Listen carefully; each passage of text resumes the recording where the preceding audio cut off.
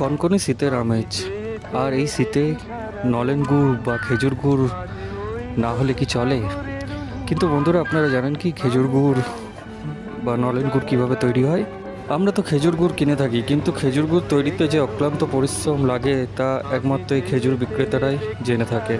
সকাল থেকে তারা খেজুরের রস সংগ্রহ করে সেটিকে ফুটাতে থাকে এবং আমাদের মনের মতো খেজুর গুড় তৈরি করে ফেলে। বন্ধুরা, এই ভিডিওটি যেটি দেখছেন সেটি আসানসোল রামকৃষ্ণ মিশনের পেছনে খেজুর গুড় তৈরি হচ্ছে। এখন আসানসোলে খেজুর গুড়ের প্রাইস হচ্ছে 150 টাকা পার কেজি।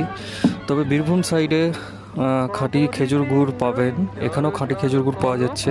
বীরভূমের রেট হচ্ছে 100 থেকে 120 টাকা পার কেজি। তাই এই রোমান্টিক ওয়েদারে রাত্রে রুটির পাতে খেজুর গুড় তো অবশ্যই চলবে।